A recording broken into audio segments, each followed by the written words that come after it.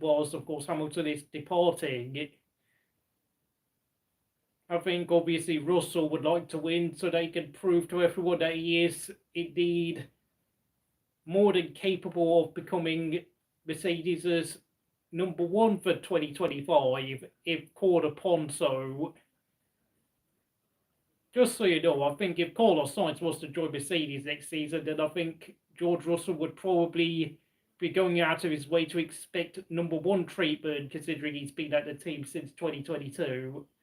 2 laps to go. 2 laps to go. Ocon has overtaken Ricciardo for 10th.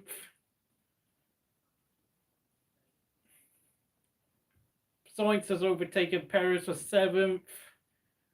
And Alonso does a personal best in Sector 2.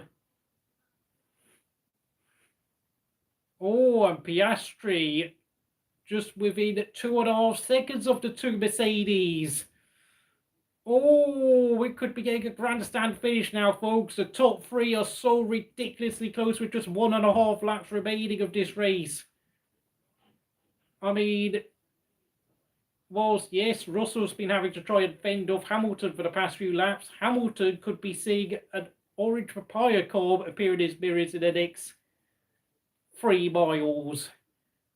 It's going to get close. It is looking tasty. And, of course, Piastri is on hard tyres that is only 12 laps old. So, I mean, despite the long-flowing nature of Spa-Francorchamps in contrast to the tight, twisty confines of Hungary, it proves that despite F1's attempts to improve overtaking with the ground effect regulations, track precision remains key. And yeah, Perez is gone to the pits. Of course, he's going to do a fastest lap attempt in order to take that fastest lap point away from Lando Norris for the second championship fight in the drivers' standings. And of course the constructors' table, since of course every point counts. And of course we're on to the final lap. Piastri's just 1.7 behind Russell, but of course, so it does make it, I mean, obviously I think Hamilton will be looking in his mirrors as well as what Russell's having to do.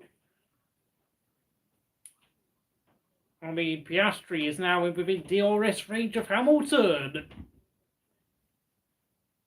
What a finish this is. And it has been one hell of a defensive drive from George Russell. What a brilliant race George has had today. Full credit has got to go to the driver from Norfolk. Unbelievable race. And I think I'm going to give George Russell an A star. If he finishes where he is, then he's been absolutely superb. Driver of the race in my eyes, without a shadow of a doubt. Hamilton will get an A grade.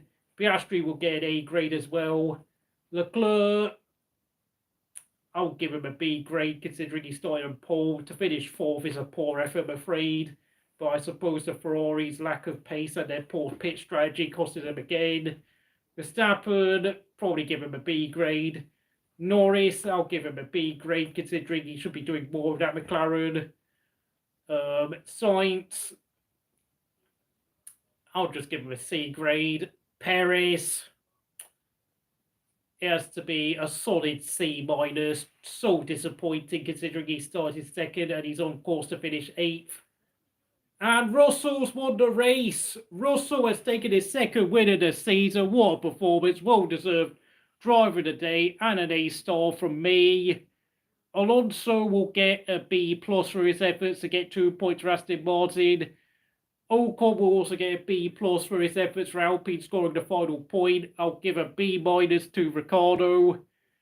I'll give a C grade to Stroll.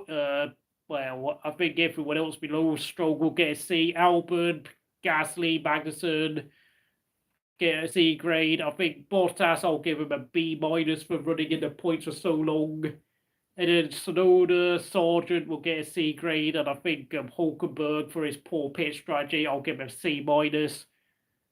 Yet, 361 points in the constructors' standings for McLaren. Of course, thanks to another terrible performance by Perez, they continue to close the gap in the constructors. But Verstappen does successfully keep hold of it, extend his championship lead over Norris.